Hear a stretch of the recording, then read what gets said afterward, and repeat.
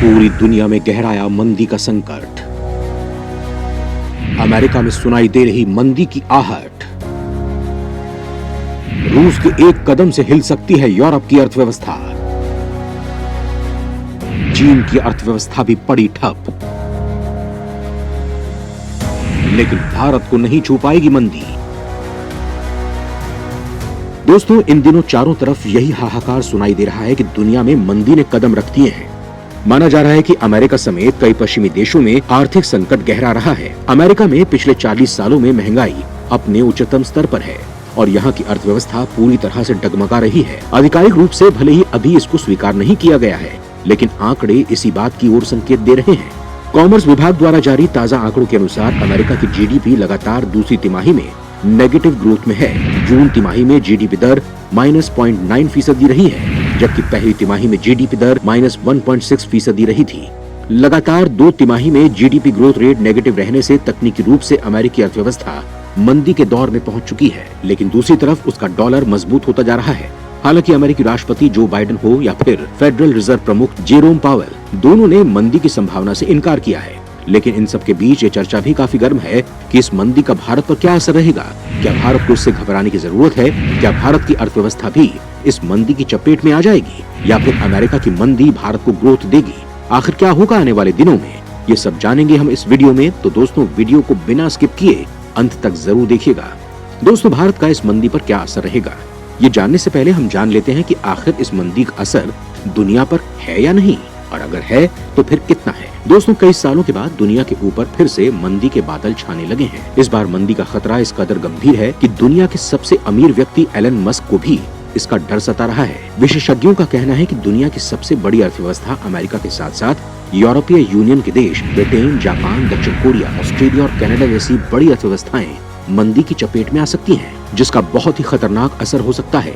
इन देशों की कई फैक्ट्रीज बंद हो सकती हैं। बहुत सारे लोगों को अपनी नौकरी के साथ हाथ धोना पड़ सकता है, जिससे लोगों के लिए अपनी जिंदगी चुनौती बन जाएगी। ब्लूमबर्ग ने हाल ही में एक सर्वे कराया था। ये इसलिए कराया गया था ताकि ये पता लगाया जा सके कि दुनिया के किन देशों में मंदी आने की प्रबल संभावना है। सर्वे के मुताबिक चीन में मंदी आने की 20% आशंका जताई जा रही है। सबसे ज्यादा खतरा श्रीलंका को है, वहाँ 85% है। वहीं अमेरिका और यूरोप के देशों में 40 से 50% तक मंदी का जोखिम दिख रहा है। यूरोप के बारे में रिपोर्ट में कहा गया है कि अगर रूस ने गैस सप्लाई पूरी तरह से रोक दी तो यूरोपीय देशों में मंदी की मार और गंभीर हो सकती है। भारत इस लिस्ट में सबसे नीचे है।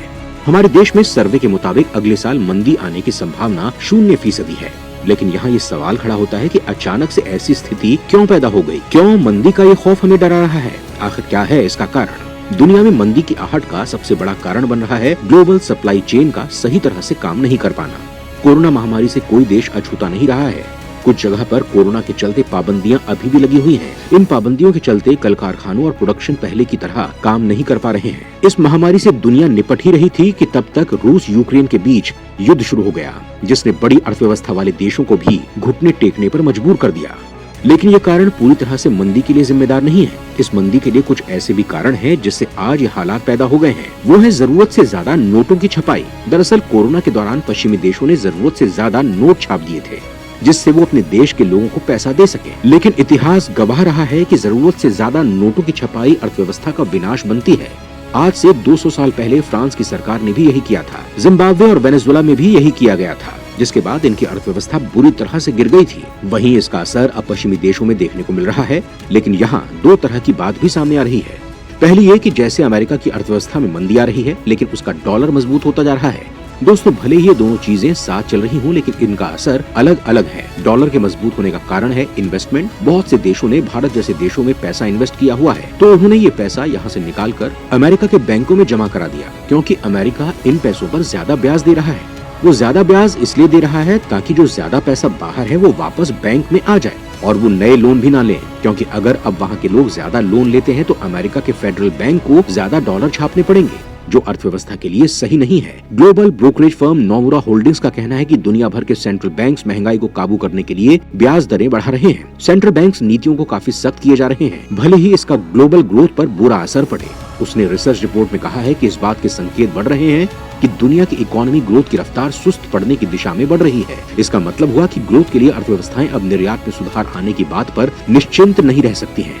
इन्हीं कारणों ने हमें एक से ज्यादा अर्थव्यवस्थाओं में मंदी का अनुमान जाहिर करने पर बाध्य किया है। इस मंदी का जो सबसे ज्यादा असर होगा वो है कच्चे तेल की कीमतों में कमी। और अगर 2008 की मंदी के दौर से तुलना की जाए तो उस समय कच्चे तेल के दाम $35 प्रति बैरल पर आ गए थे। वहीं अगर अभी मंदी आती है तो कच्चे तेल की कीमतों में गिरावट आ सकती है और ये भारत जैसे देशों के लिए काफी फायदेमंद है। भारत करीब 80% पेट्रोलियम उत्पादों को आयात करता है। ऐसे में भारत ज्यादा से ज्यादा तेल खरीद कर स्टोर कर सकता है। उसका असर ये होगा दोस्तों कि भारत में बाकी सामानों के ट्रांसपोर्ट की कीमतों में भी गिरावट होगी और उन सामानों की कीमत भी घट जाएगी जो यहाँ बढ़ती महंगाई को कम करेंगे। इसके साथ ही अगर अमेरिका में मंदी का असर दिखने लगा तो वहाँ के इन्वेस्टर अपना पैसा निकालेंगे और उसे कहीं न कहीं लगाएंगे जरूर। भारत के अलावा वो दूसरे देश में पैसा नहीं लगाएंगे क्योंकि हाल फिलहाल भारत ऐसा देश है जो तेजी से ग्रोथ कर रहा है और इन्वेस्टर के लिए सबसे बेटर ऑप्शन है। इसके अलावा डॉलर की कीमत हमेशा बढ़ती नहीं रहेगी। जब ये घटना शुरू होगी तो बाहर से इम्पोर्ट होने वाले सामान की कीमतों में गिरावट आ जाएगी जो भारत के लिए अच्छा रहेगा।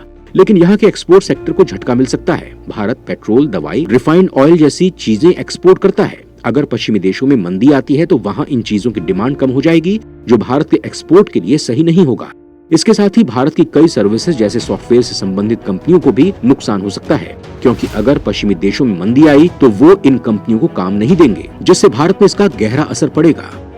हो सकता है कि भारत में भी कई लोगों को अपनी नौकरी से हाथ धोना पड़ जाए। भारत में पहले से बेरोजगारी बड़ा मुद्दा रहा है और अगर यहाँ लोगों को नौकरी से निकाला गया तो ये समस्या बहुत बड़ी हो सकती है। फिलहाल तो विशेषज्ञों का मानना है कि भारत में मंदी अभी नहीं आ सकती है क्योंकि भारत ने पश्चिमी देशों की तरह नोट नहीं छापे हैं। साथ ही तेल में सब्सिडी भी नहीं दी है बल्कि यहाँ तेल की कीमतों में बढ़ोतरी ही हुई है। दूसरी तरफ एशिया में भारत अकेला ऐसा देश है जहाँ पर मंदी की 0% संभावना है। उसकी एक बड़ी वजह भारत का खुद का बाजार है जिसकी वजह से घरेलू मांग बड़े स्तर पर राहत देगी। भारत में महंगाई का असर कच्चे तेल की कीमतों पर डिपेंड रहती है। यहाँ अगर कच्चे तेल की कीमतों में बढ़ोतरी होगी तो बाकी चीजों की कीमतों में भी बढ़ोतरी होगी क्योंकि सामान के इधर से उधर ले जाने में गाड़ियों में तेल लगता है। वहीं कीमत कम होने पर सामान की कीमतों में भी गिरावट आ जाती है। IMF ने कहा है कि भारत इस साल 7% की दर से ग्रोथ करेगा और ये ग्रोथ फैक्टर ही हमें महंगाई और मंदी से बचाएगा। इसके साथ ही इस वैश्विक मंदी के दौरान भारत अगर अपने एक्सपोर्ट का भी तोड़ देख लेता है तो भारत को तेजी से विकास करने से कोई नहीं रोक पाएगा।